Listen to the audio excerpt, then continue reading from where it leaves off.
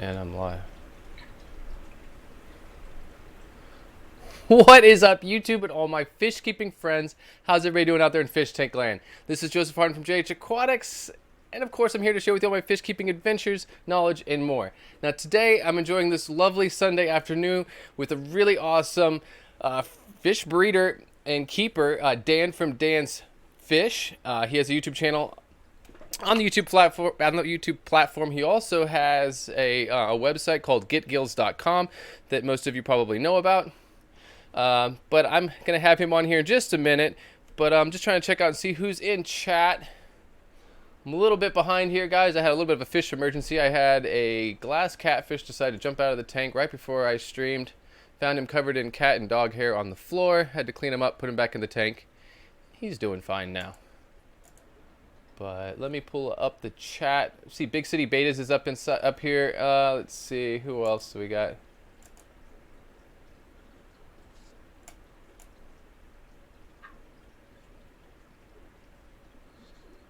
I only see one person up in the chat right now. I only see one person viewing this right now. I don't know. You know what's funny too is YouTube has been messing around with notifications, it seems like, lately. So I'm not sure what's going on. I didn't get any of my notifications today from people that stream that I had the bell on, and I am subbed to them for sure. Let's see. I have 2 people watching now. I think YouTube is tripping today, just a little bit. So rather than waste time sitting here waiting for people to come to the chat, I don't see why there's not, I don't understand why there's not any more people in here right now already.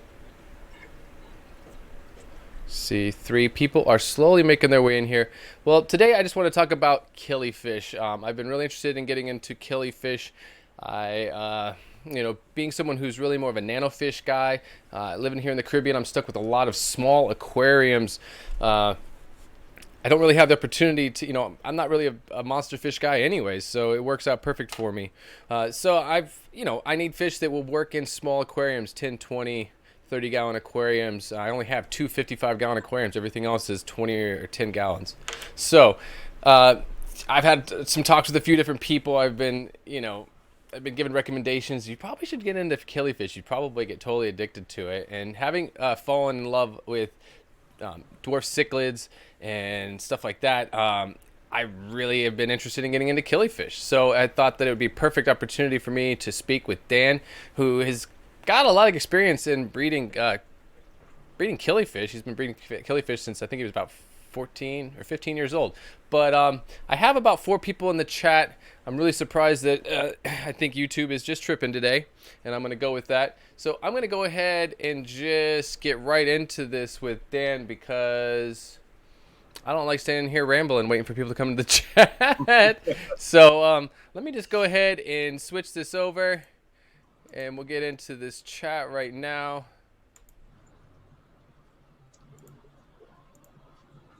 There you are. Dan, how are you? Hey, everybody. Hey, it's cool. As long as Amber's here, we're good. Exactly, like, right? Anybody else. Yeah. Well, Amber and Daryl Dimmer are both here. And Priscilla. Hey, Priscilla, you can't not have Priscilla here as well. Hey, MKR, right on. Yeah, YouTube is having fun with us today. Everybody's streams have been funny. Priscilla went live earlier this morning, and in my feed, it was not even there. I couldn't see it at all. So that was pretty awesome. Well, I did have trouble. Like, I went to your site, your YouTube channel main page to get a link to the stream so I could promote it for you. Right. And I couldn't find it there. So I had to search the name of the stream in YouTube to find it and get the link. So I don't know what's going on, but yeah. Hey, we'll go. We're good. Yeah, definitely. Well, it's really awesome to have you here on this Sunday afternoon. I've been talking to a few different people about killifish, and I've had a couple of people actually be like, "Have you talked to Dan? Have you talked to Dan about it?" I'm like, why? And they're like, "No, he knows it's gonna." And I'm like, I didn't really realize that you have had a lot of experiences with killifish. So when did you really get into killifish? Yeah, so I got into killifish. They were probably the first fish I ever got into. I started keeping fish the summer before 7th grade. And so they were the first one that I fell in love with, just because the pictures in the books were so stunning, and then the fish in person were even more stunning.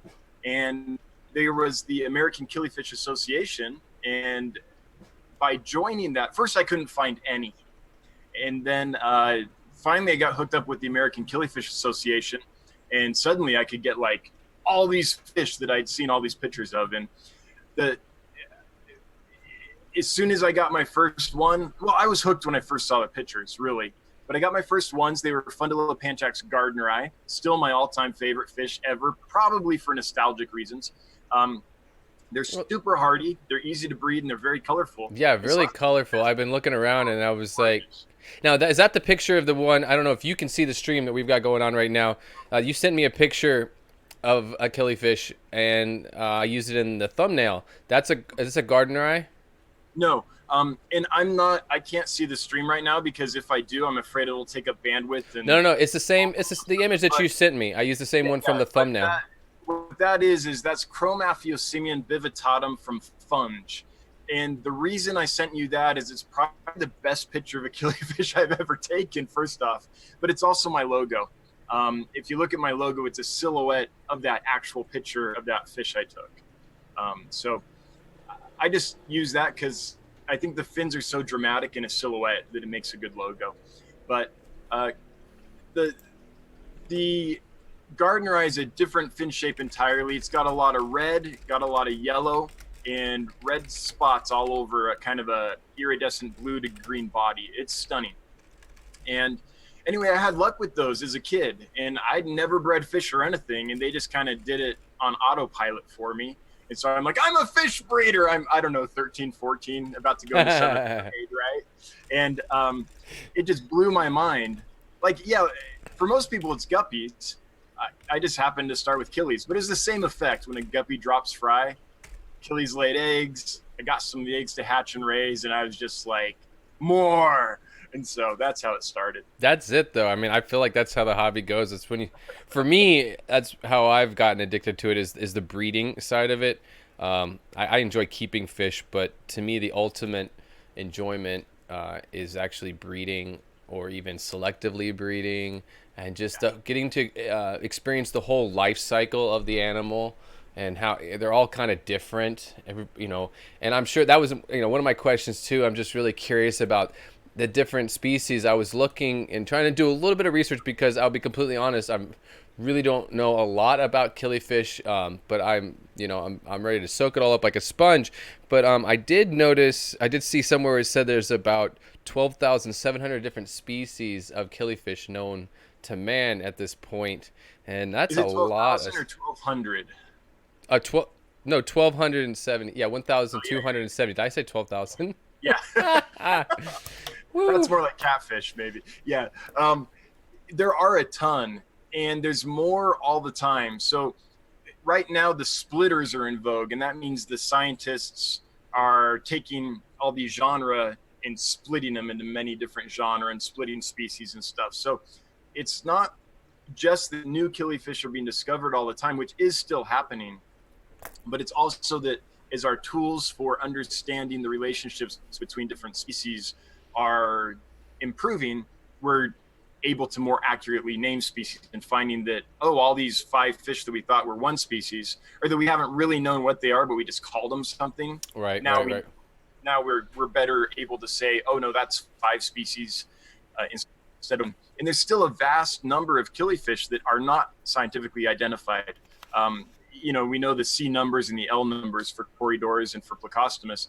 Same kind of thing. We don't have that for killifish. We more go by location, but there's still a lot that we don't know. And they're still trying to figure that out. I've noticed some people that are involved with a lot of different ancestress that, through DNA tests, are starting to realize that groups that they thought were together, actually, like, it's 2 or 3 separate groups. And, it's so much that we have to learn. Just like... It drives me nuts, because keeping up with all the new names and changes is just a thankless task. Unless you're a full-time taxonomist and all you do is that, there's no way you can keep up. So I know how to keep them and breed them, and I know how to talk about them, but sometimes the name's changed and I'm using an old name or whatever. It's yeah.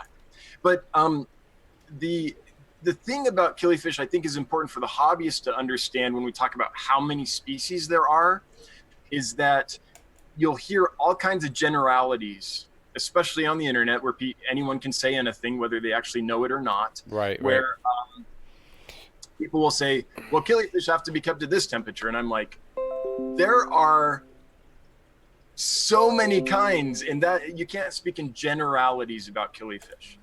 That might be true for a certain group of killifish, but there's going to be another group that likes the exact opposite. So just keep that in mind. Do your research. Don't say, like, when you hear someone say, oh, you have killifish, do this. You have to know the species and really research what they need. So. Right. Well, one thing that really got me on killifish too is being in Peru this last year with Corey and Dean Tweedell and Dwayne, and the only time we found a killifish was in we were looking for fish in this little waterway, a little creek. I think it was actually part of what is known as Cheese Creek, which most people know of irrigation and citrus. Yeah, but we were like going back and forth to this creek, and the vehicle was up on the road, but there was lots of little puddles. Now in the rainy season, this whole area is completely flooded, like 2 or 3 feet up the side of the trees. Now we were there in the wintertime, which is the drier season, so there was little puddles of water as we were like hiking through the wood, through the jungle there, and we decided to like just check out and see if we found anything in these little tiny little puddles of water, and that's where we found the killifish. It was really awesome too. They weren't very colorful. It was, a little bit more tan, browns and stuff like that. I think it did have some stripes on it, but and we only found one, so there was no reason to keep it because we weren't going to be able to breed it. So we that was really important for us too. Really, our kind of goal in collecting was that none of us really were looking to take anything that we weren't going to try to breed and sustainably like create a colony. So if we found only a fish of one sex, we just would leave it behind, put it back. Yeah. So in South America, there's this one of the many different kinds of groups of killifish in South America are the rivulus. In the hobby, we refer to them as brown darts because they're not the most colorful fish. Now, that being said, that in itself is a generalization. There are a lot of them that are super colorful, but there's also a lot of them that are just, brown little fish. What's interesting about them, even if they're brown little fish, is how they live. So you can think of them as salamanders, a lot of them, where you won't find them in the water. You'll find them up in the damp leaves, just hanging out. So they live in these environments where nothing else can live as far as a fish is concerned. And they've adapted to that niche. And they're not an annual species either, where like the Nothobronchius or some of the South American Cynolebius type species, it's not that they're in a habitat that's going to dry up and the eggs dry out for a couple months, and then when the rains come, they hatch again. With rivulus, the fish just wants to be damp. Now, a lot of them do live in water and stuff, but they'll often live in these tiny little damp pools that don't even look like pools because there is just a bunch of damp leaves. Right. A couple inches down, there might be a little bit of water. Wow. And one of them is actually hermaphrodite. It's the only vertebrate that I know of that's a hermaphrodite. So it's just females that self-clone. Wow. It's a new rivulus species. Yeah. That is insane. But I mean, it makes sense. I mean, you live in a situation like that, a seasonal setting like that. You're kind of forced to adapt and to keep your species alive. That's just pretty incredible. The only fish in the pool or the damp spot. Yeah. Yep. So and and what's something else that was really interesting that I was reading about is that there's like such a really actually a wide range of life cycle for them. There's a lot that only live about 3 to 6 months, but then you also do have some killifish that will live up to 3 years, right? Longer. Yeah. Longer. 5 years. Just as long as any other small little aquarium fish. Like however long a swordtail can live or a platy can live, a lot of killifish can live that long. They're very closely related to the live bearers. In fact, there are killifish that practice internal fertilization, and they don't drop live young, but they drop eggs. And there are live bearers that practice internal fertilization and don't drop live young, but drop eggs. There's a lot of very similar adaptations. They're very closely related. So there is one species and a few species. Nothobranchus furzeri is an annual fish from Africa, and it is the quickest sexually maturing vertebrate that we know of. Yeah. And the reason is because where it lives, there's 2 rainy seasons a year with dry seasons. Okay. So instead of 1 rainy season where it rains and the water lasts for quite a while and then dries up for a couple months, so those fish tend to live longer in the wild. This one, the rain only lasts a few weeks. And so these guys are sexually mature in a couple weeks sometimes, and start spawning and are dead within, I don't know, maybe a couple months. So, but that's in nature. Right. Yeah. I was reading about a couple of species that they become sexually mature within, about 3 weeks, right? Yeah. In fact, Nothobranchus furzeri is often used in scientific studies that study the aging process, because it's one of the few species that they can see the birth to sexual maturity to death cycle in such a short time that you can do a lot of experiments. With a longer aged animal, you'd have to wait years to get to the death part if you're studying aging and death. So that particular fish holds up to the myth that it's not going to last long in captivity. Okay. Because even in captivity, it's not going to live a long time. I mean, I don't know exactly how long. You might get, I think I've had one for 6 months. Someone else might have gone 9 months or a year. I don't know. But that's true. That fish doesn't last a long time. But that rumor that killifish don't live long is not applicable to the vast majority of killifish species. Oh, okay. People are thinking of that fish and closely related fish when they say that, and ignoring the vast majority of killifish, which are not in that situation. So, right. And with the eggs, it's the same deal, right? It seems like, I've heard about people getting eggs in the mail, like a moist peat moss and stuff like that. And then I've also read that, I guess the eggs will, the eggs kind of have to go through a drying period, or they won't live. I read somewhere that a lot of killifish eggs can't survive very long submerged in water. They will break down if they're in the water too long. Yeah, so let's get into maybe the different types of killifish reproduction, and I'll kind of then touch back to what you're talking about. Okay.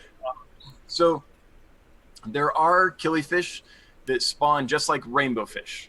They'll lay their eggs in plants or in crevices and rocks or in algae or whatever, and then like a rainbow fish, in a week or 2, they hatch in the fryer there, and it's just like a normal egg-laying fish. Those are called non-annual spawners. Okay, right. And then there's a group called semi-annual spawners, which live in situations where their home may dry up or may not. So they'll lay their eggs, and if it doesn't dry up, the eggs will just hatch like a normal fish would. If you think of rainbow fish or any kind of normal reproduction plant spawner, and the eggs will hatch and the fry will raise another generation, and there's no drying out of the eggs. But sometimes, because their habitat can dry up sometimes it does, and then the fish, then the eggs kind of withhold their development until it rains again, and then they're ready to hatch. Not withhold their development, but just develop to a certain point and then stop waiting for the rain, I guess would be the best way to describe it. And then the third type of reproduction is annual reproduction. This is the kind of reproduction that makes killifish famous, where they live in places that are gonna dry up, just these small ponds or swamps or whatever. If you think of it rains in the savannah, and then there's this area this ditch or whatever that has water in it, kind of a swampy area, but then the dry season comes and that dries up. Those are the annual fish. And those eggs are meant to go through a dry period and then hatch when it rains again. So let's get to that. You read that some killifish eggs have to go through a dry period or they won't hatch. And that's pretty much true. There are ways with a lot of work that you can get annual killifish species eggs to hatch in water. It's been done. It's been documented in journals of the American Killifish Association. But it's more like a scientific approach of, can this happen? And let's try to understand what's going on, rather than something that a hobbyist is going to want to undertake, because there's lots of different steps and it's complicated. Okay. What happens with the annual killifish eggs is they go through these periods of development where they'll develop and stop, then develop and stop, and develop and stop. Those are called diapause those periods. Wow. And okay. What happens is they develop to a certain point, and if conditions are right, they keep developing. If they're not, they stop. Okay, there's no water yet, we're going to stop developing and wait. Then after a certain period of time, they'll develop more, and if conditions are right, they'll keep developing and go on and hatch. If they're not right, they'll stop again. So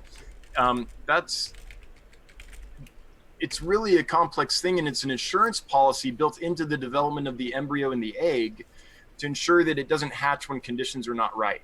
So it's kind of checking every now and then. It's developing, and then it checks in. Okay, should I go on and hatch? No? Okay, I'm going to hang out. Okay, I'll develop a little more. Should I finish developing or not? No, I'll hang out. It's still not right. And so that's how they've been able to last. These Nothlobronchius species, if you think about it, they've been around since Tyrannosaurus rex was on the earth. I mean, wow, this is a very successful reproduction strategy. No, a crazy question, just getting deep in my head about it. So how long, and some of those eggs, how long could they go before they run out of energy? Because I know they're going to be feeding off of they're going to be burning some kind of calories, so to speak. They're going to be feeding off of some bit of energy, even in between those stages, right? There still could be a point where if the conditions don't get right, that egg is going to just die, right? Yeah, and I would have to look that up. Anecdotally, from just reading reports of people that had a bag of eggs and it fell down behind the closet and they forgot about it, and then they cleaned their closet a year later or whatever. I'd have to, if I remember right, it's more than a year, but I'd have to look that up. But even that right there, a year, that's pretty cool. That's pretty awesome. Yeah, and it can be more. Actually, I know it can be more. There are species where they live in such precarious environments that it might not rain that next wet season. They're right up in the desert areas. And so actually, now that I think about it, I think around 2 years for some of these species is not unthinkable by any means, because they live in areas where they have to skip a wet season, or the wet season comes very late, perhaps. Right. So if I have so many questions, actually, but I'm curious about, like, if there was a species, what would you recommend, like, as a beginner? Like, obviously that's like where I'm at. What would you recommend for me as like a starter? But I like some color. I do like my really natural tan, drab colored fish, because that's reality in the wild for a lot of animals, and that's how they protect themselves and camouflage themselves. But I am totally into some of these really vibrant, pretty killifish too. But anyways, well, you're in luck, because there's a lot of them that are super easy. And yeah, the brown darts, as we call the rivulus. There's some rivulus nut out there that hears me say that right now and is going, "No, they're awesome." But no, I think they are, and I totally respect them in their own right. Yeah, we give those people a hard time. But what usually happens is you start with killifish, you start with the colorful ones and the easy ones. You have success, and then after a while, the natural history of the rivulus is what draws you to them, maybe more than the colors. So it's just neat to know about that fish's natural history. So that's kind of like something people get to in the killie hobby. Now, again, that being said, there are a few rivulus that are extremely colorful. But anyway, if someone's starting with killifish and is wondering, what should I get into? So in your situation, you live in an island, you have 10 to 20 gallon aquariums, just because large tanks, I mean, you got to ship them to an island, it just doesn't happen. It gets expensive. Yeah, it just price starts to go up. I'm paying $30 for 10 gallons. $30 and $40 for 10 and 20 gallon aquariums, and that's already a little overpriced compared to the stateside prices. So I'm happy with that. And space too. I have a studio apartment, so I have to kind of respect the space and make use of it the best as possible. But yeah. I know a lot of killie nuts that started in their dorm room, and the reason they started with Killifish is because they didn't have to keep them super warm like bettas can be. You got to keep them warm, and that can take some effort and money and setup and stuff. And if you're moving dorms every 3 months, 4 months, that's a hard thing to do. But Killifish, you can just, I don't keep them this way, but you can just keep them in small containers in your dorm room, and certain species will be fine like that. So a lot of Killifish people are in your situation where they don't have tons of room or they don't have large tanks, and that's why they're drawn to that fish. It's a colorful, awesome fish they can keep in that situation. So I guess my question would be, is the goal of keeping them just to watch the tank and enjoy them and have a nice display? Is it to reproduce them and just try a bunch of different species and be like, hey, that was cool, now I'm going to try this one. Oh, that was neat, now I'm going to try this one, and then pass the babies on to fellow hobbyists? Or is it to breed in numbers and try to get enough numbers that you can have some to sell and make enough to help pay for the hobby? Like, is there, of those scenarios, what are you into? Because there's different fish that will fit those different scenarios. Well, I'm all about breeding. I don't necessarily trying to capitalize off of it, but I would have to, I don't, like I mentioned to you before, I really don't have anybody to share this stuff with in the hobby. I can't give my fish away if I wanted to. There's no one to, especially the more special fish, the more specific, like even I have Caridina shrimp. There's nobody I could give Caridina shrimp to because nobody even wants to take the time to deal with them. I've been trying to even sell them on Facebook and stuff, and everybody just wants red cherry shrimp or neos because they're not ready for the commitment of or having to recreate a tank with the proper parameters for it. So but I definitely am in a breeding. I'm at a point where I'll sell them online. I'll sell them on Get Gills or something Aquabit or something like that, or just over Facebook. But I totally want to breed. Gills store with your shrimp on it. So anyone that's looking for what is it, blue bolts or yellow King Kongs? Yeah, blue bolts I got the blue bolts and yellow King Kongs, and I did a photo shoot today of all my dried botanicals. But I was in a rush today. I didn't even have a chance to post the pictures up, so those aren't live yet. But I have a huge selection of dried botanicals, which is something that I was going to create a website on anyways. I figured I'd just start testing it out on your website. So I have like banana palm, mango leaf, West Indian almond leaf, West Indian bay leaf. Man, you have access to all that stuff that we drool about here. Yeah, a lot of awesome dried botanicals, and for me, I'm lucky because I can just fill my tanks like right behind my head, and it's blackwater tank. So even with the light on, you can't, and I can't get out of the way for it, but you can't even, the light's on, and it's blackwater, so you're not even gonna see it. But so that's all leaf litter. So that's another question before setting you up with fish, but anyway, so now you don't have to worry about no one on the island wants them, right? Because you got the internet. So hopefully someone in the States. Yeah. They'll find a home one way or the other. So what kind of water are you running? I know on the island it's super hard, but you have RO. So are you into like this? Or most of your aquariums soft water? Or at this point, I'm pretty much gone pretty soft. I've gotten pretty soft with a lot of my tanks because I have a nice collection now of wild caught fish from Peru. And the water there in Peru, we were testing it at about 12 to 15 parts per million. TDS, a pH of about 6.8, 6.5 to 6.8. And, all those spots, that's what I was getting at too, is like going there and seeing the actual natural biotopes was like, we didn't find one aquatic plant. It was all leaf litter. And we were literally, the leaf litter was so thick in the beds at the bottom of these waterways that we would sink 3 or 4 feet in leaf litter, biodegraded mulm and leaf litter. So I've been recreating that in this 55-gallon behind me.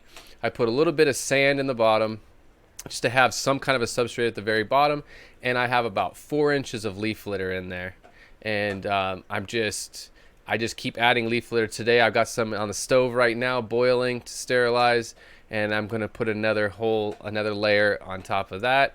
And I just keep adding on top of it, and I don't care about mulm. I heavily filter the water to polish it so it's clean and clear, but it's coffee colored almost. But to me, the mulm, people talk about all the too much mulm in a tank. I don't know. I mean, my Cory cats love it. The bumblebee cats love to just hide in in that leaf litter. And I've been getting into beta fish too. Talking with Amber from Big City Betas a couple weeks ago, and meeting her in at the Aquatic Experience in New Jersey, we talked a lot about wild beta fish, and I just realized how much that's just where I'm at. I love the black water biotopes. I love tanks that are just really natural, full of leaf litter, and just the idea of like fish that you like. My bumblebee cats, I'm lucky if I see my bumblebee cats like once a week. As soon as I drop the food in there, they grab a piece and they disappear, and you never see them again until you feed them again or something. But that's fine with me too. But I'm just to know that they're happy and they're in a biotope that makes them happy, makes them feel at home, is what's more important. I want to make the fish comfortable and happy. And what I've noticed when I do that, that's when they breed for me without effort. Once it's not even an issue. And the babies have food to eat, so some of them survive and all that. Yeah. So so you're running soft water. Yeah. What's your temperature like on the island? Like, what do your aquariums run at generally? They're 78, 79 degrees without anything. Like, I don't use heaters. I air condition the house, but air conditioning the house, it gets the house down to about 75, 76, and the tanks stay at about 78, 79. Even in the heat of the summer, you're not getting up into the. It's the 80s. Same. There's no like heat of the summer. It's we don't the have to same every day. Like 85 degrees or anything. Like it's the same every day. Yeah. No. Now when we had the hurricanes. Man, that sounds good. Yeah. When we had the hurricanes and we were without complete power, like no power for 2 months, my tanks got up to about 80, maybe 81. But that still didn't bother them. They were fine with that. I didn't lose any fish to the hurricane at all because freshwater tropical. They were fine.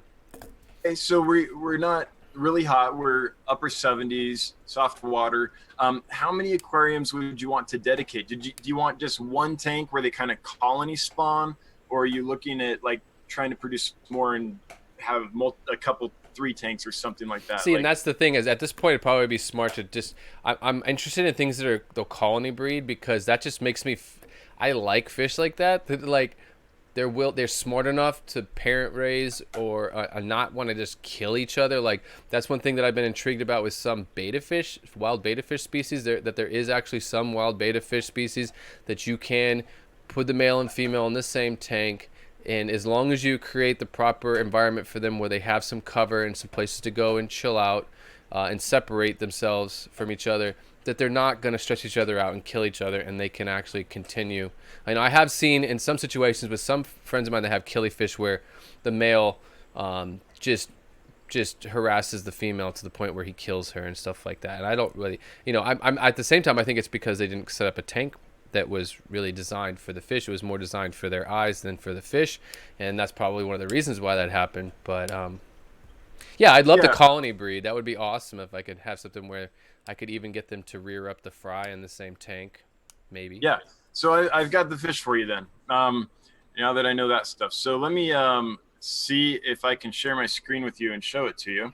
It's not going to be a surprise, but I think that this is the correct fish to start with. It's funny too because when you think about fish that have just so many different species like this, like when I was talking to Amber about it, she was like, I need more detail. Like you can't just ask me this because it's too broad of a question, because there, and that means a lot about your knowledge too, that you realize that there's just so many different species and so many different variables between each of those species that there's all kinds of options. Well, if you had super hard water and you weren't doing the RO, then yeah, there's Aphanius and different type of pupfish and things like that. They love that. If you have super soft water, it opens up to like the West African species and a lot of soft water species. If you're too warm, that excludes a lot. And there's species that like it too cold. So that's why I was asking those questions. Here's the fish that I think you should start with. It's not a bad looking fish, eh?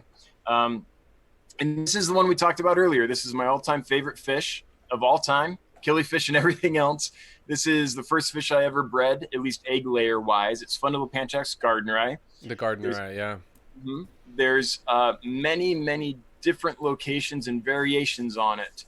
As you can see, like this one, not a whole lot of yellow in the fins. Mm-hmm. This one, nice yellow margins. But those are variations from just heavily spotted to these kind of marginal fin And patterns. that's a male, right? I mean, a lot of these Oh cases, yeah, the this is a males are the male. more And here's colorful. a female right here. Yeah. This is the female. And this is going to be true of not all, but of most killifish, that the female has almost no color or pattern. There are a few species where the female's actually kind of a neat looking one. Um, so that's what I would suggest. And the reason for it is they're going to top out at about 2.5 inches. Um, I mean, I guess certain populations, if you fed them really heavy and had a really old male, maybe you get pushing 3 inches, but Wow. think 2.5 inches in general. And they're really hardy. They are beautiful, as you saw, and they spawn readily. I have a 5.5 gallon right now. It's only 5.5 gallons. Wow. And there's a matin filter that takes up, I don't know, a fourth of it, because it's pushed out a little bit behind an automatic drain pipe. And I have a spawning mop in there and some floating water sprite. And I pull tons of eggs out of there anytime I want. And there's 3 or 4 fish that have just grown up in there. In that size tank, just hatched and survived. Now, it's basically a pair. So I put a male and a female in there. I collect eggs whenever I want to. And every now and then a new fish just appears. So right now there's probably 5 fish living in there. And so they're really easy to colony spawn. Now, one reason why I think that they're a good beginner fish for killies is they're a semi-annual. So you can do it a few different ways. If you have your aquarium with your leaf litter, they're going to love that. If you have plants in there or something, some kind of cover, whether it's plants or mops or whatever, where the fry can... well, leaf litter works for this too, really. But where the more of that you have, kind of the better, just for colony spawning, because there's just more spaces for the fry to go. Now, of course, you're going to want to leave an area free so you can see the fish and enjoy them. But if you do that, throw in a pair or a male and a couple females, something like that, and they're going to spawn all over. And if you have it set up like that, there's going to be stuff in there for the babies to kind of eat and grow on that you won't have a big problem. If you want to increase the fry survival rate and how many you breed, just squirt baby brine shrimp in there every morning or whatever. Or if you have Walter, this is the kind of stuff too. I'm sorry. This is going to be something that they're going to actually spawn on the leaves. It's not going to be. They'll spawn everywhere. This species, they'll spawn in the plants. They'll spawn down in the leaf litter. They'll spawn in a spawning mop if you have it. And they're not going to eat their own eggs. They're just not. They will eat some of them. Yeah. But if you have a spawning mop in a bare tank, which is how we do it often, they will definitely eat some of them, but there'll be enough of them that are deep enough in the mop that they're not going to touch them. If you really want high production, so for your case, I'll go into high production in a minute. Yeah. So in your case, it's like I have one tank. I just want to colony spawn. This species does spawn at the top in mid-water, but it prefers most of the eggs are going to be towards the bottom. So if you have plants down there and mops or all that leaf litter will suffice too. If you have an inch or two of leaf litter, then you're going to have a ton of babies within a little while. Now, within a month, I think you're going to see a lot of babies in there. If you throw in some fry appropriate size food daily. Now, the reason for all the other plants and cover and stuff is so that once the eggs hatch, the fry can just swim around and have places to go and not get eaten, basically. Because they will eat their fry, but they aren't like, if there's a lot of cover and plants or whatever, mops, whatever you're using for fry getaways, then they aren't going to get most of them. The fry are pretty savvy, and once the fish try to eat the fry repeatedly and fail, they kind of stop putting a lot of effort into it. So that's been my experience with these. For high production, you separate the males and females. You feed them really good. And then maybe once a week or so, you put them together in a small aquarium with just a sinking yarn mop made out of acrylic or whatever. Put them in there in the morning, in the evening, take them out, and that thing will have sometimes literally hundreds of eggs in it.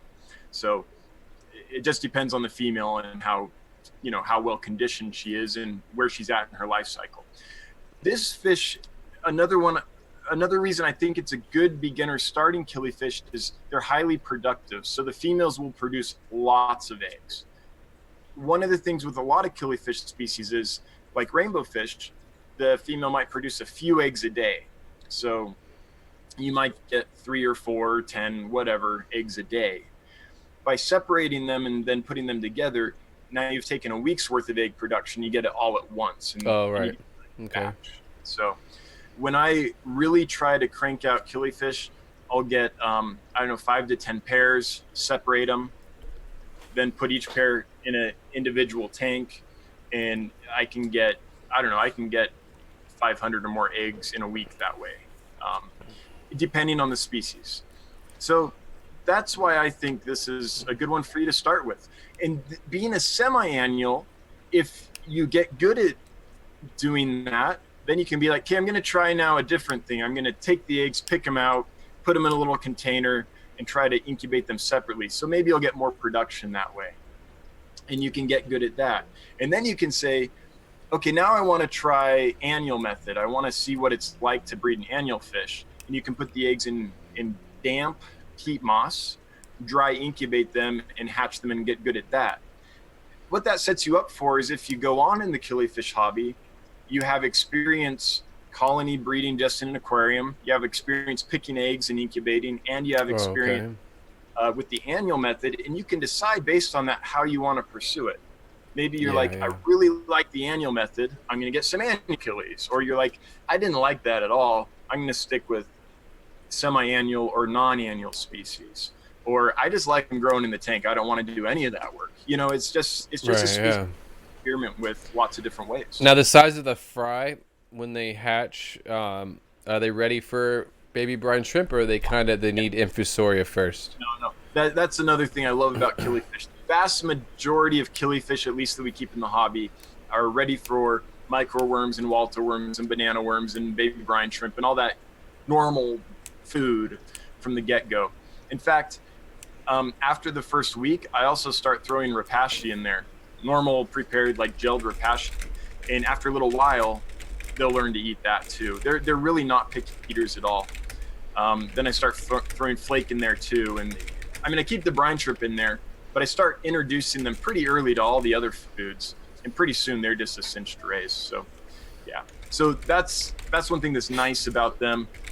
In my opinion, any baby fish that can eat baby brine shrimp is usually fairly easy to raise. So, because brine shrimp is maybe not if you're new to it, but once you know how to do the brine shrimp, it's just like, all I do is I just have to feed that and keep the water clean. So the challenges are those little species that need the infusoria and all that stuff. Yeah, which I love that challenge too. I just put together a 10-gallon infusoria tank. It's just nothing but leaf litter. I've got about 3 or 4 inches of leaf litter at the bottom of the tank, and I'm just letting it break down over the next 2 or 3 months and add another layer on top of that. And I have it's up here on the shelf, you can't really see it, but it's a really nice microscope with a digital camera mounted on it. I can plug it onto my computer, and I can even film with that. And I saw the video. So plug for JH Aquatic. You haven't seen that video?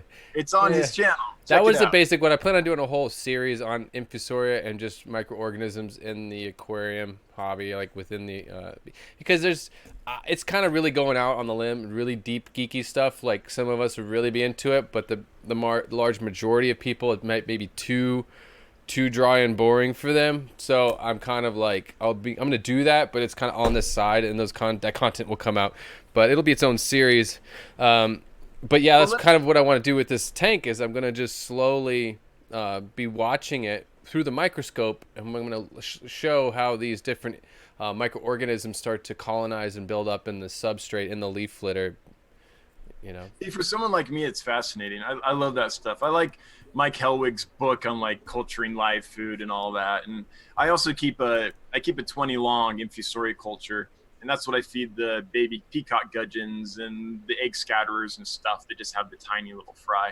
So once you get to a certain point of breeding and you want to have success with those other species, that's a really good thing to know how to do. Luckily for the Funnelopanjax gardneri, you don't have to do that. So most people can have success.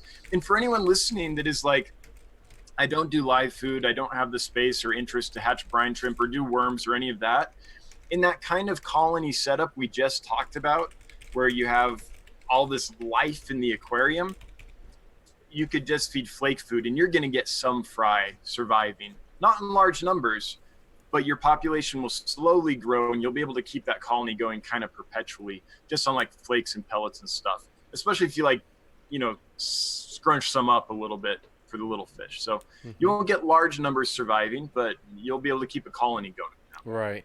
Now, in a lot of these different species of killifish, it seems like they're pretty similar to wild betta fish. It seems like a lot of them kind of like more of a large majority of them like a little bit more of an acidic water and high tannins and leaf litter and stuff like that. Am I right? Yeah. Okay. So I want to, yes, in the wild, and probably there are some species that in captivity you're going to have a really hard time successfully bringing the eggs to term if you don't have soft water. Okay. Acidic maybe isn't completely necessary, maybe it's helpful, but soft water. That being said, and I want to stress this, I have bred so many, this is the first time in my life I've ever had soft water, is here in Wyoming, and I moved here in 2011. I started my killifish hobby in the early 90s. I've kept and bred so many species of killifish in hard water, and also wild bettas too. Personally, I don't ever put them in the soft acidic water. I know that works for a lot of people, and they might have more success that way, but I've raised a lot in just normal, hard Los Angeles water when I lived there. I think here's the difference. Now, there are some soft water species where it appears, and I've not read studies on this, but I've heard a lot of anecdotal discussion about this. Word on the street is that the hard water prevents the egg from being fertilized successfully, or from the shell from sealing successfully, or something like that, which is why you hear about neon tetras or cardinal tetras, I guess, being like it supposedly it affects the gametes in a negative way, hard water. Okay. Again, word on the street. I'm not the expert. I haven't read the studies. I don't even know if actual scientific studies exist on that. They might be totally legit. But that's word on the street.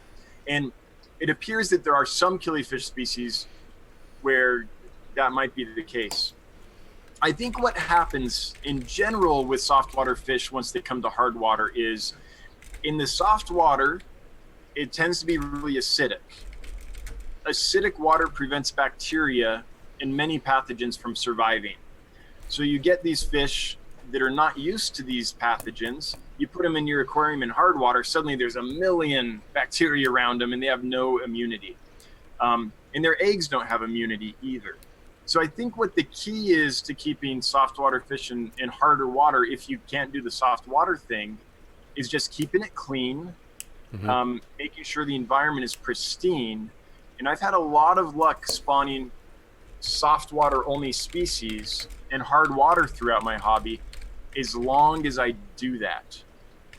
Now, again, I'm sure there are species that doesn't work with, and there are plenty of species that I've tried, not had success with, and been like, okay, that doesn't work in my water, I'm not going to worry about that one, you know. But I think a lot of species that people think I have to have soft acidic water for so I can't get it, I say get it if you're an experienced fish keeper and you know how to keep your water really clean, and you know how to medicate new fish to get them through that transition period. Once they're through that, I've found them to be as bulletproof as any other fish, though. So I don't know if that's helpful or just confusing. what I guess I'm trying to say is, if there's a fish you love, you have some experience in it, and you're reading it can only be kept or bred in soft water, don't be afraid to try it. You might be surprised. Yeah.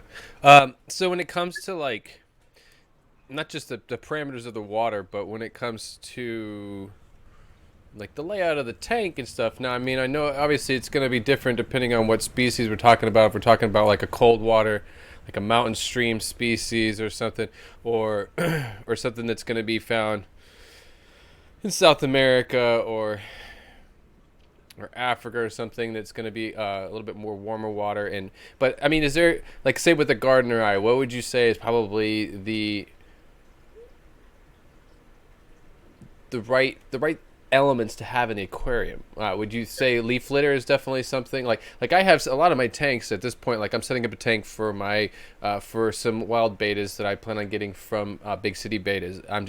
I plan ahead of time. I don't just buy some fish and then figure the tank out. I always go 3 or 4 months, prepare the tank, and like when I get fish, I've known I'm getting those fish for 3 or 4 months, and the tank has had a chance to cycle. I've set everything. I've got all the elements kind of set up right in the tank. The water's like coffee color. It's a 10-gallon aquarium in the other room. I've got a Phoenix 24/7 on it, and you still can't see through that tank because the tannins are so high. The pH I've gotten down lower than I need to for a Sparagnina species, but I think I got it down to like almost, I don't know, it's like 6, I think, or about at least 6 right now.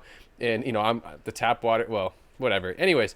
But I'm just saying, like, I would, like, if I was going to get some killifish, I would prepare a tank, let it cycle for 2 or 3 months, have those elements in there, let that leaf litter kind of start to break down, let it come to life before I ever got in there. But yeah, but what main elements would you probably consider to be like important for a killifish tank? Well, first off, good for you. It's always discouraging when people are posting or asking, "Hey, I got this fish. How do I keep it?" I'm like, "Now you ask." Yeah. So good for you for setting up beforehand. With this species, and one reason why I think it's a great one to begin with is they are tough as nails. So I've kept them in Los Angeles where I had super high carbonate hardness. I kept them as a kid where I was on well water, super hard. I've kept them and bred them here, super soft. So I think that as far as water parameters go, I think if you can keep them below 80 degrees, that's nice. High 70s, I think you'll be fine with. They're bred. This is one of the few species that is bred commercially in Southeast Asia. And in Thailand, it's hot and they're doing fine. Yeah. On air conditioning, right? So normally I like to keep them in the mid 70s, but I've definitely kept them in the high 70s. And I've kept them in the low 80s too when I was in apartments that just got hot. So as far as hardness and parameters and all that, these can go many ways. The simplest setup is just a well-established aquarium. However you would normally set up a well-established mature aquarium, you can do it. You can do it bare bottom. You can do it with some sand. You can do it with gravel. You can do it with leaf litter, which I think is going to be great for colony breeding. Mm-hmm. You can do it almost any way. A lot of people keep them in a small bare tank with a sponge filter and a spawning mop. But the key is that sponge filter is mature and that tank has been going for a while.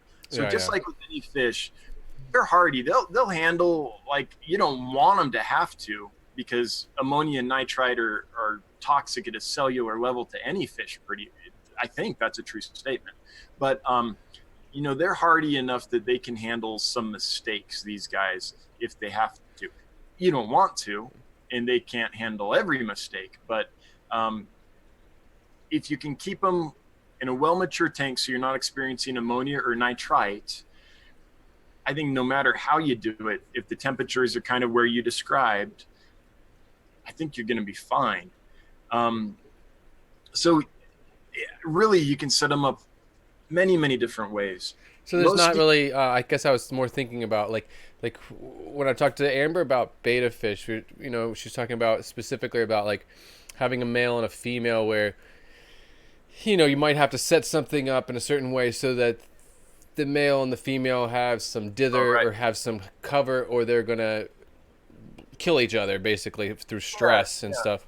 Well, there's a lot of people that have a lot of success with these in a bare tank with the spawning mop. Wow. Yeah. Now, that being said, the spawning mop is big and dense enough that the female can get away into it if she needs to. And if they notice the female's getting beat up or anything, they have a place to take her and remove her. Well, and I think, like with betta fish, I think a nice established bed of leaf litter is also a great place to hide. It seems like, you know, for betta fish, that's what will happen a lot of times. A female betta fish can go and hide in the leaves to get away from the male, which is just another place to hide. With killifish, it's usually the female that's going to be the one that needs help. But it's so different. I don't know if the fish have different temperaments or they just behave differently in different setups or what. But I've had many Gardneri where I put a male and a female in a bare tank with a sponge filter and a mop, and they were fine. She was fat and robust, and her fins weren't torn or anything like that. So that can happen. Now, there are species that I would never do that with because I know that the males are going to be generally more aggressive. But with the Gardneri, that tends to be the case that, in my experience anyway, they've been fine. Now, if you do experience the aggression, it's like most fish, if you can add leaf litter or another mop or more plants or other places to hide, you'll eventually find that balance. What I found with this particular species is if one of them is having trouble, like if the female starts getting skinny and stuff and not looking good, it's probably something going on that needs to be treated. Right. Normal, healthy female that's not a ton smaller than the male or anything like that, in my experience with this particular species, is probably going to be okay. Now, that being said, if you set up a tank with lots of hiding places, or you're doing kind of what we're talking about with the leaf litter and stuff for colony breeding and all that, she's going to have a million places to hide, and it's probably not going to be a problem. But if you ever see her getting skinny or pinched belly or all that, take her out, and there's probably something that's creating a problem with her that is exacerbated by the male rather than necessarily the problem being the male. Of course, I say that, and you'll get the pair where the male's super aggressive. Right.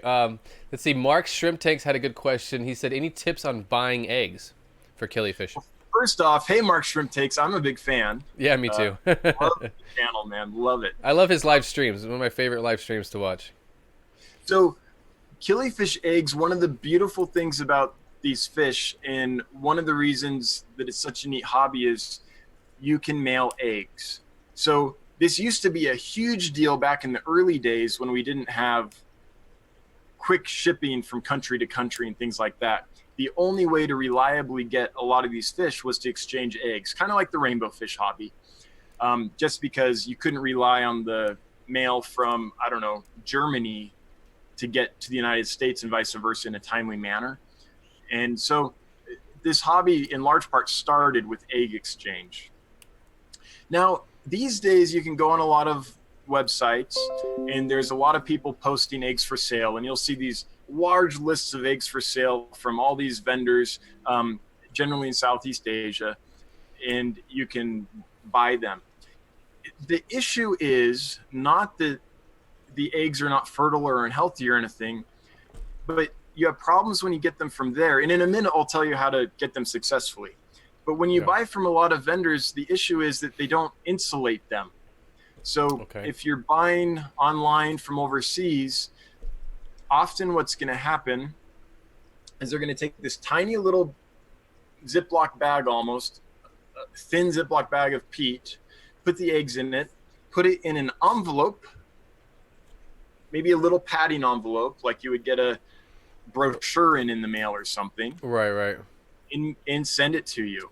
And then it's going to go on the airplane, and it's going to be in the cargo hold, which is unheated. And that airplane's going to climb super high elevation, and it's going to get super cold. And so not all the time, but often you're not going to have success if that's the method that they're sent to you, just because they go through such temperature extremes that by the time they get to you, they're no longer viable. So I tried that once or twice out of curiosity, and my experience was the eggs came, I could see them there, they were eyed up, they looked all ready to go, but nothing ever happened. They were just already stressed kind of from the changes. They went through all that, and the problem is also that they sent eyed up eggs. So eyed up eggs means that the embryo is fully developed and ready to hatch. And at that stage, they might not be as able to withstand that stress as they could if they were sent much earlier. So you don't necessarily want to wait till the eggs are all eyed up before you go ship them internationally. Well, right, yeah. You want to do it earlier when they're not in that situation. But even if you did, there would be a large percentage, I think, where it just wouldn't work because of that huge temperature swing. Yeah. The only part. Go ahead. Oh, I was going to say, now, if the vendor you're getting from does not do that, there's a lot of people that do ship eggs successfully. So if the vendor puts the eggs in a substantial amount of peat moss, that helps. It doesn't have to happen, but that helps just keep things more stable. But what really helps is some kind of insulation. Yeah, right? Like, treat it like you're shipping a fish, more or less, as far as insulation and stuff goes. And then they get to you without that huge temperature issue. And if you send them before they eye up, that helps. Now, there's a lot of reliable sellers of eggs that you can find, a lot of hobbyists that do a good job. And it's worth doing. But I just bring that first negative experience up because I think a lot of people see that, buy fish for super cheap from overseas that are mass produced, and then have no success and are like, oh, I'm done. That doesn't work. Right. So, yeah, that's the unfortunate side of that. Yep. The best thing for buying eggs is if you can find someone within your own country that has them, that's great. Or the European Union, that's great. And if they're not, just realize you might not have success unless they're shipped properly and at the proper period of their development. So if you can find a vendor that you know does that, you can have great success shipping eggs. But even if they do that, success isn't guaranteed. It's just much more likely. So I've had both scenarios where I got the eggs. I was like, well, these aren't going to hatch. And other ones where they were packaged properly and I was like, oh, these will hatch, and they did or they didn't. But yeah. So Mark, I don't know if that is kind of the information you're looking for, but it really just depends on when they're sent and how they're sent. So yeah. Yeah, the only time that I ever have seen people receive them, I think it was I guess it was a YouTube video. I saw them get it in the mail in like moist peat moss and a little plastic Tupperware, like a little plastic food service container, and then that was all wrapped and insulated in a cardboard box. Yeah. And the eggs seemed to look viable, but they were just sitting, in the moist peat moss, and that looked, that's the only way I've ever seen them shipped. And that sounds like they were done right that time. Yeah. So it looks like, YouTube definitely failed today. Oh yeah. Well, they failed in the Well, it seems like there's 17 people so far in here. Everybody's hanging out. I usually have like 50, 60 or so in the stream, but it's definitely YouTube has failed today. I know they did that this morning with Priscilla's stream, and what's happening is it's nobody's getting their notifications, and it's also not showing up in the feed. So like Priscilla was live, and I couldn't see it in her feed. And I didn't get the notification. I had the bell on. I'm subscribed to her. But if you go to the channel, you'll see that the person is live, and you can click on the link and go to the stream. But YouTube is definitely having a little glitch today. YouTube's tripping today. So that is what it is. You can't do anything about it, right? This is a free platform, so it can't really complain about it too much. It's not my. We can't all be Amber and draw huge numbers to a live stream, right? Well, that's the thing too. She said she wasn't going to go live. She said she wasn't going to go live because of the situation today, and she was afraid it was going to be a small outcome. But it's like her first live stream in a long time, I think, on her channel. So she better go live because I know that at least all 17 of us will be there. So, and she was going to go live at 2 o'clock, which was 15 minutes ago. So I don't. She's still in here, I think. So I know that she didn't go live yet, but I think she should do it. She should go for it. It'd be nice to chat. I really love all of her knowledge in regards to betta fish. Well, she just seems like a pleasant person on top of it. Yeah. So. It seems like all around good thing. Yeah, definitely. So yeah, I'm definitely sold on Killifish. They definitely, what gets me is just like the betta fish is I love these fish that have been forced to adapt to their environment and live in very rough, kind of extreme and rough environments. They've been forced to adapt to these extreme environments where literally their home dries up and they're forced to like live between layers of moist leaves. Like that's incredible. Life will find a way and life will survive. Just salamanders. Yeah. I mean, it's even like I come home today and find a fish on the floor and he was so covered in dog hair and cat hair. I didn't even know it was a fish at first. I guess I've been flopping around collecting a bunch of hair for a minute while I was at the grocery store.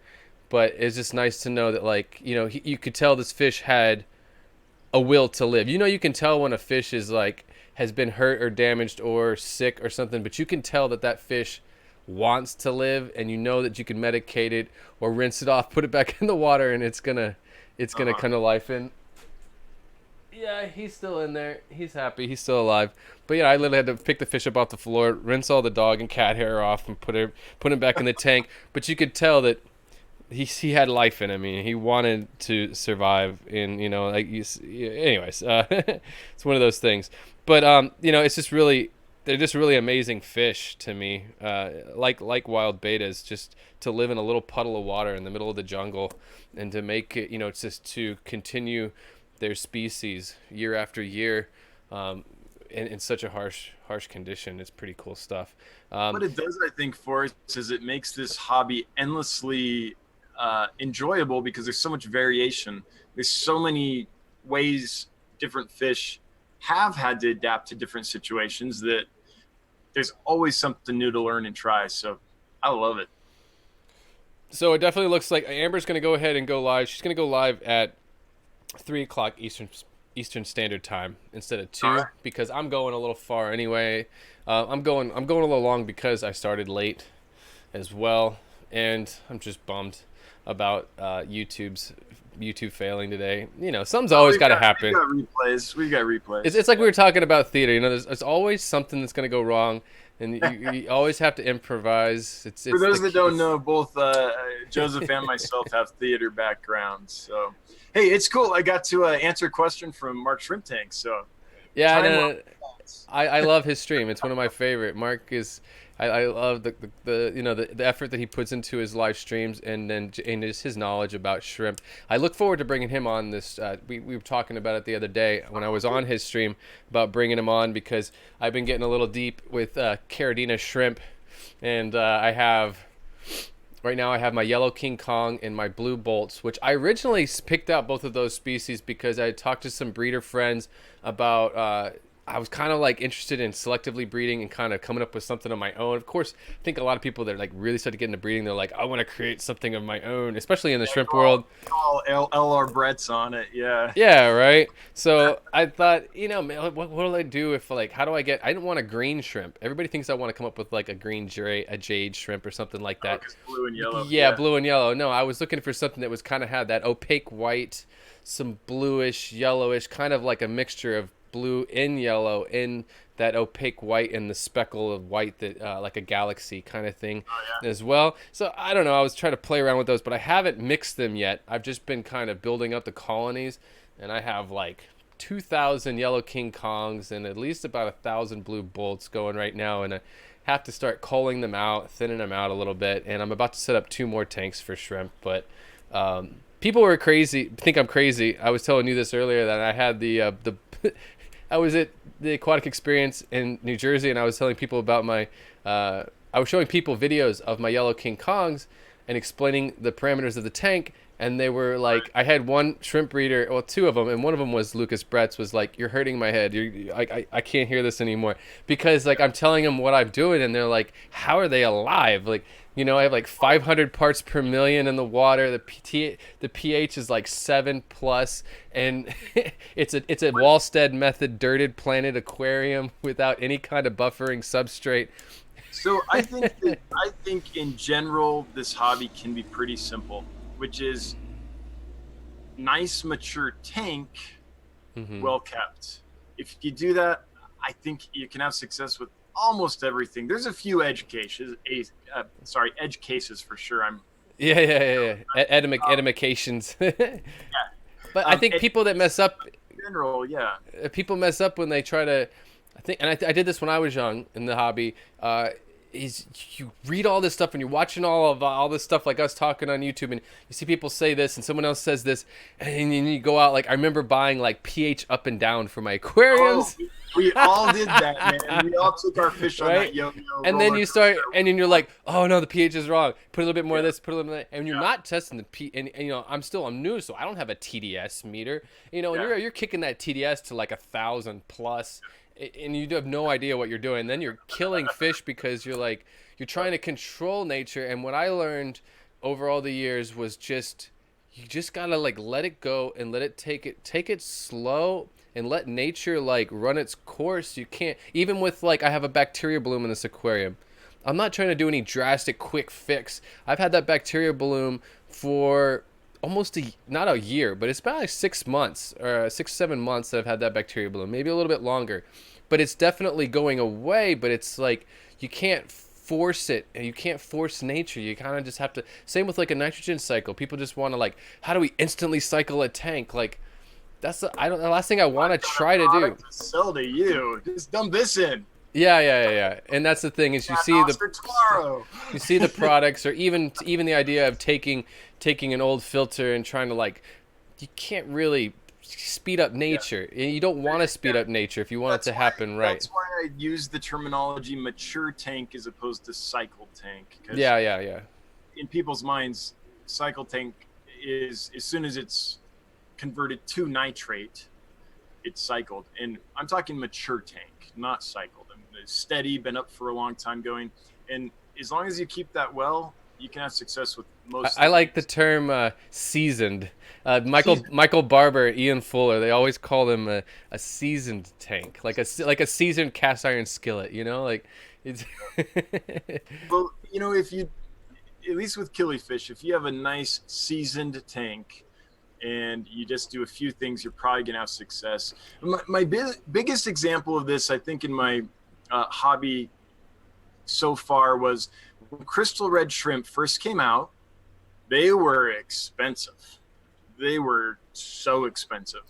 Crystals, yeah.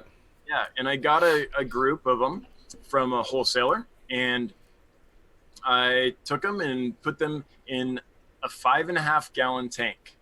In LA, no RODI, nothing. Just the normal old aquarium with the normal old tap water that had been dechlorinated. But this tank had been running for a couple years.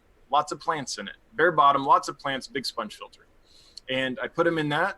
And within a month or so, I had tons of babies. Couple months, I had just tons of shrimp coming out my ears. And I started taking them back to the wholesaler. And he's like, how are you doing this? And I was like, I just put them in a tank and they're doing their thing. And he's like, no, you're not.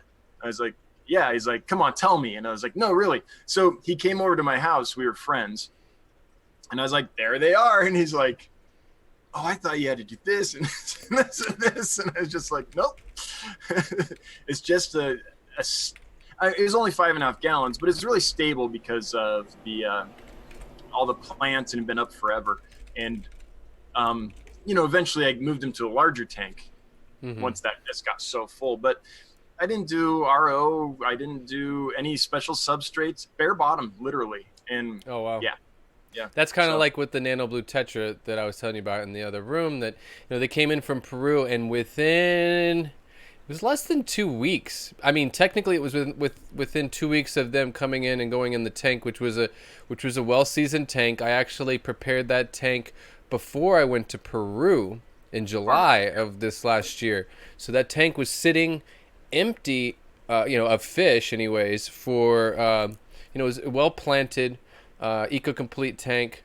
Actually, which one was that? No. I'm sorry. That tank was. Anyways, it was set up for a long time, seasoned and heavily planted, and I put them in there with kind of what I considered based on where I found them in the wild.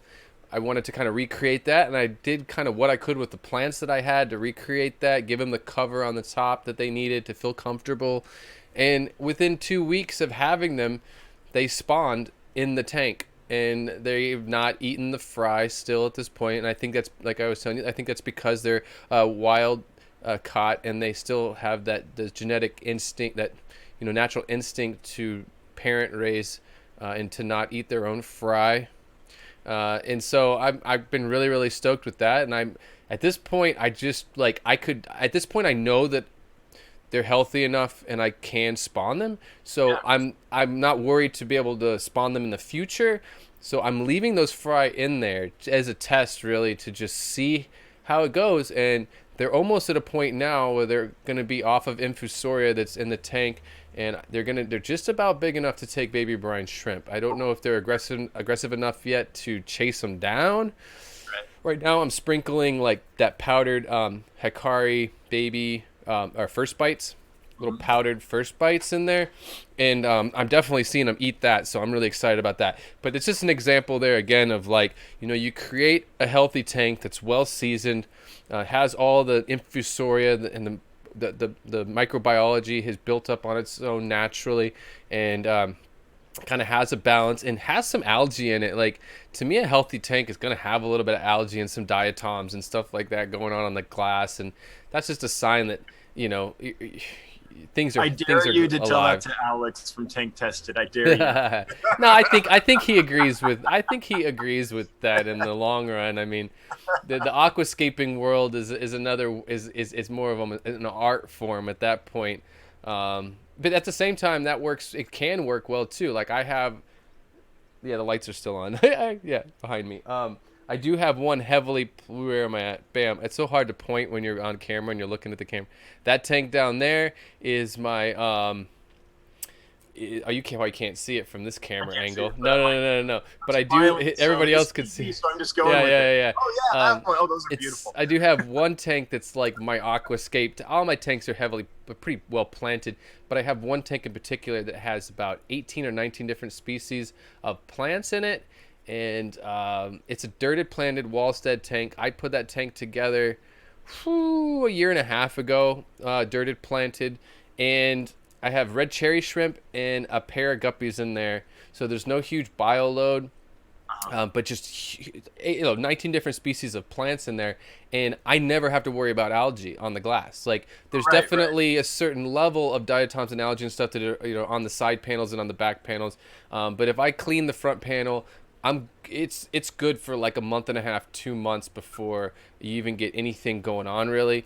So definitely, if you get enough of a load of plants in there, that is a great filter and will soak up all those nitrates and stuff like that, and really you can definitely balance out a system where you don't have a lot of algae, and that's a good sign too. But I think when you're trying to breed fish, and when you're working with wild caught species and you're trying to breed them, I think the kind of algae is kind of important in a tank.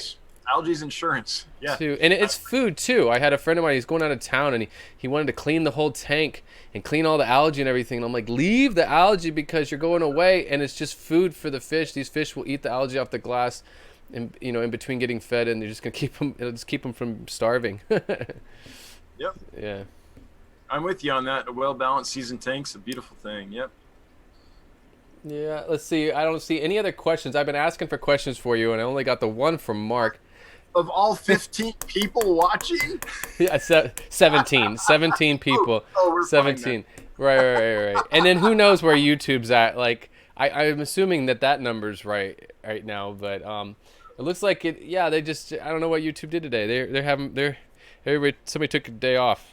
I'll share the replay, see if I can get you a little more views. This will replay. Yeah, this will process out, and then I'll probably repost it or something. Either way, this will definitely be on Fish Aquarium Geeks, which is a podcast done by Palmer Aquatics. I don't know if you know about Palmer Aquatics. He's a YouTube channel. He's got about 17,000 subscribers, and he's created a podcast. And he has my interview with Amber from Big City Betas, as well as some stuff. He's got a lot of interviews that Friday Fish Facts has done, including an interview with me on there. But he's trying to keep most of those podcasts are actual interviews like this, so that it's nice and clean, and it's something that you can listen to. You don't need to see. But I would recommend that for people too. I mean, they'll definitely, other people will see this in the future, or I mean, listen to this anyways in the future. So that's good too. It won't just be the 17 of us. Worth it. Yeah. Either way, it was worth it for me, because I've definitely I'm over here taking notes, and I've learned some things, and I definitely look forward to getting into killifish. And I really, I'm very much a breeder of fish.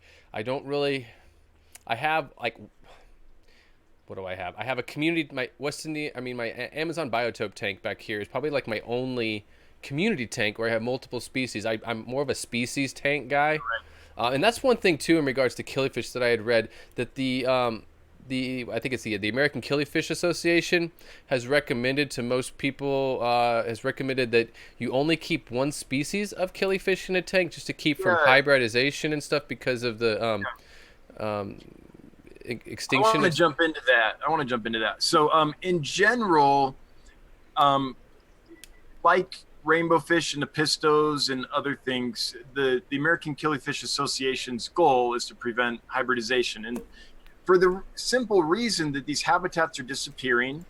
These fish some are extinct in the wild, some are threatened, some are highly, highly endangered, and so once they're extinct in the wild, which looks inevitable for a lot of them, we want to be able to say, hey, but we've at least got them here, and not have just muddy hybrids. So we can enjoy the diversity that we had in the wild, or at least a portion of it. We're not going to be able to save every species as hobbyists, but the ones that we have, we want to keep pure, so we can have in 50 years what we have now, right? If that makes sense. Yeah, totally. That being said, so in general, that's good practice. But there are species in different families and genera of killifish that are so distinct that they're not going to hybridize. Or if you keep them in a community tank and then remove them to spawn them, you can keep those lines pure. Now, there are a lot, though, like most of the fundulopanchax, you're not going to be able to tell the females apart. A lot of the Aphyosemians, you're not going to be able to tell the females apart. And there's hundreds of species, I don't think that's an exaggeration, in that genre of Aphyosemium, or real closely related. So you don't want to be keeping, like, you don't even want to put them in a community tank, because when you go to pull them out to breed them elsewhere, you won't be able to pick the right female to go with the male. Some of the males you can't tell apart either. Most of them you can, but there are some very similar looking fish. In fact, I have some lamp eyes, and the lamp eyes, even the males can be so similar looking that I have to go off what the exporter tells me they are, because I just have to trust that's what they are. And I have to label a couple of those, because I've had some experts take a look and be like, oh no, this is that. And these are true respected experts. These aren't just, some random person that offers a comment. These are people that are relied on over and over again to ID fish for the American Killifish Association. So even with males, sometimes you can't tell things apart. So that's why. That being said, I often keep different species of killifish together if that's not the case. So I'll keep Chromaphiosymians, that picture I sent you, that Biv. Yeah. I'll keep those with, say, an Aphyosemian, because the Aphyosemian females are plain brown, and the Chromaphiosymian females have a distinct, bold striping pattern on them. So I'll keep them together. I won't raise any babies from the tank they're kept in together, but I'll remove them and spawn them in other containers. Something else I want to say is killifish can definitely be kept in community aquariums. You can keep them just like any other fish. As long as the other fish are the right size and temperament, you can definitely keep them together with lots of other fish. They don't like high flow in general. So if you have a lot of water movement, that can be a problem. It'll, like a betta, you wouldn't keep a betta in high flow. It'd be hard Yeah. You know, counter the current. Mm-hmm. And they jump like bettas, so keep them tightly covered. But yeah, you don't want to hybridize, we hope, just because the genetic material is so valuable as species go extinct in the wild. But you can definitely, if that's not a risk, if the species are distinct enough that you can identify them and all that, and you're not breeding them together and raising those, then I think you can do it. I guess that was the other thing that I read too, is that the lids are really important when it comes to killifish, because just like wild bettas, the way that they would hop, they can jump from puddle to puddle, flop around until they get to the next puddle or something. To an extent that would blow your mind. You could have a small crack on like a little part of the lid that is not totally sealed, where you had to cut out for a filter or something. Yeah. Cord or whatever. They will find a way. I've had killifish jump out of a 10-gallon aquarium. They had 1.5 inches, 2 inches of water in it. That's all. Oh, wow. So I got, and they were Gardner eye. This was about 10 years ago. I moved to a new apartment. It was like 3 a.m. We were so exhausted. So I just put a little water in the 10-gallon aquarium and was like, I'll get it all set up tomorrow. They'll be fine. Because that's like, I don't know how tall a 10-gallon aquarium is, but came back, woke up the next morning to finish up, and a lot of them had jumped. So that's at least, how tall is a 10-gallon? I don't know, a foot? Yeah, so they jumped. Yeah, I was at a friend's house. I was staying at a fish store owner's house when I was in Fort Lauderdale. On my way to Peru, I stopped in Fort Lauderdale. I had like a 12-hour layover.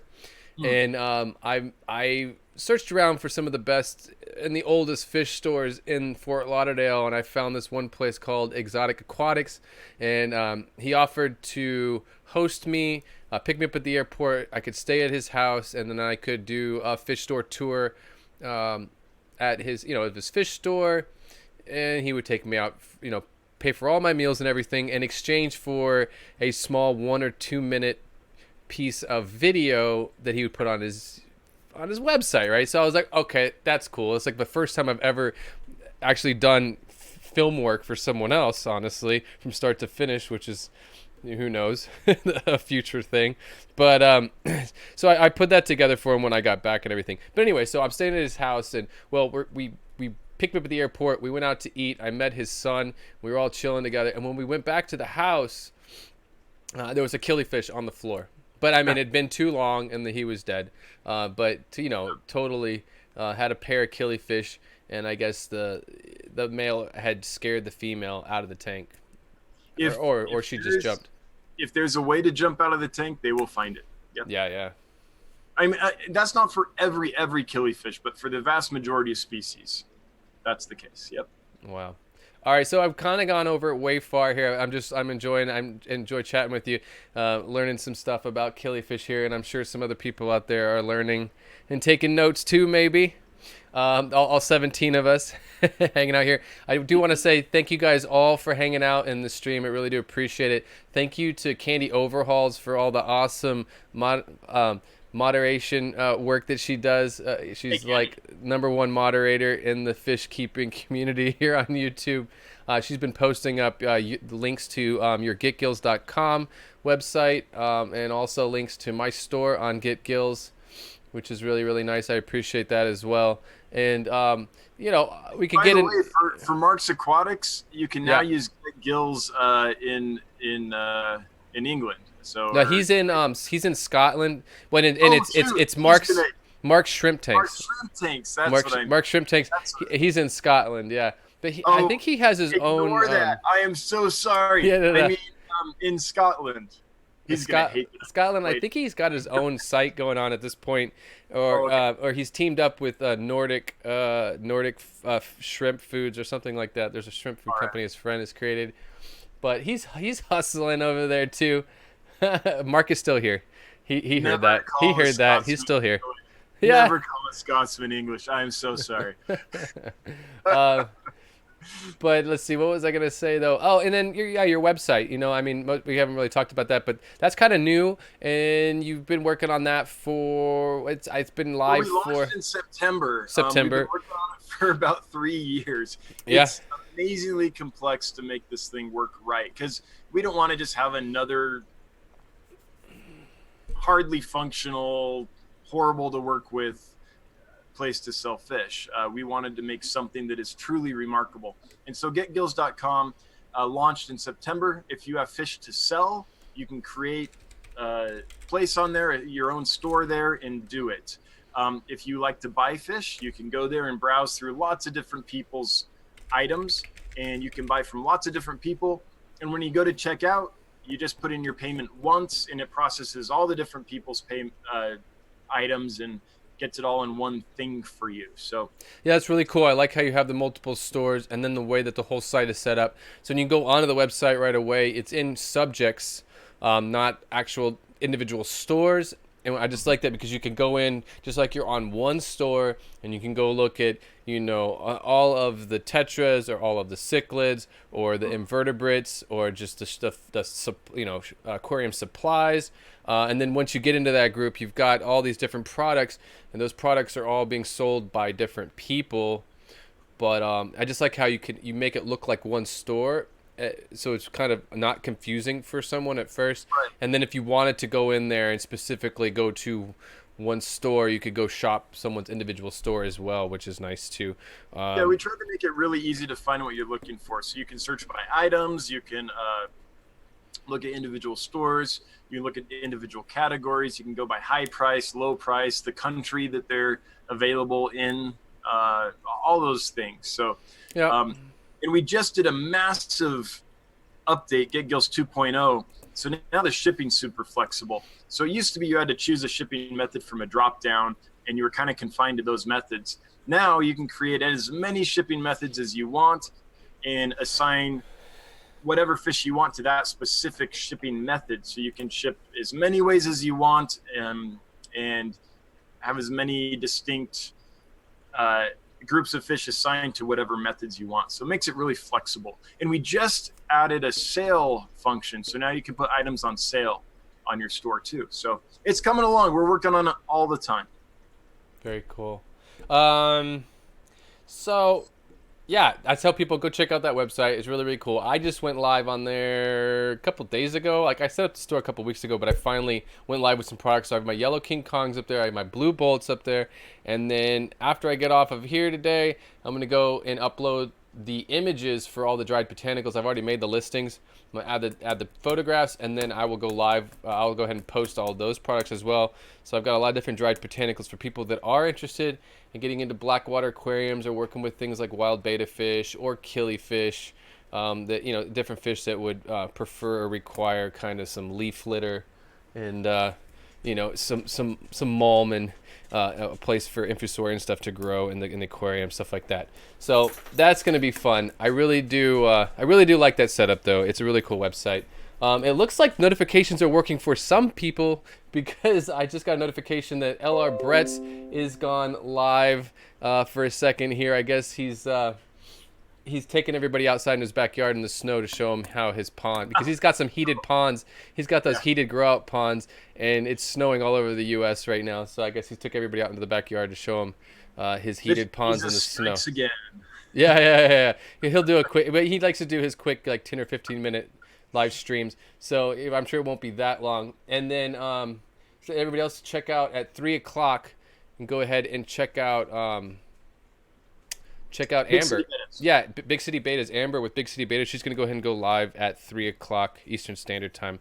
So I say everybody should go ahead and go over there and check that out, knowing that probably you're going to have to go to her channel and then click on it, because it looks like notifications are not working today on YouTube, and these live streams are not showing up in the feed, in everybody's feeds. So that's a bummer. I'm sure that they'll figure it out. I'm sure that they're just working on something on the site. But I do want to say thank you so much for hanging out with me. I really do appreciate you hanging out in the stream. It was really nice to pick your brain about killifish and breeding and keeping killifish. I'm sure that there's like so much more we could go over. I'm going to get off of here and I'll be like, oh, I wanted to ask him this and I wanted to ask him this, but I will just message you those questions. Cool. Hey, thanks for having me. It's a pleasure to be here. I don't get to the islands often, so this was the next best thing. So yeah, it's warm here. Don't worry. I turned the AC off for the stream, so it's cooking a little bit in here. I got this glow going on and this little sheen. That's called sweat. It's it's nice and warm. And the boss just came home, so I'm sure she's like not happy how warm it is in here. I got to get the AC rolling in here. It's about 90 degrees outside and sunny. So nobody wants to hear that in the States. So anyways, but I want to say thank you again. I really do appreciate you hanging out. It's so hard for me to end these things and say goodbye to everybody. But thank you to everybody in the stream that hung out, all 17 of you, even though YouTube is tripping today. I really appreciate your support. And thank you, Candy, for sharing this out. And, Daryl Dimmer for sharing it out as well. I saw that, and I just appreciate all you guys' support. It means so much to me. And yeah, thank you again, Dan. You're welcome, man. My pleasure.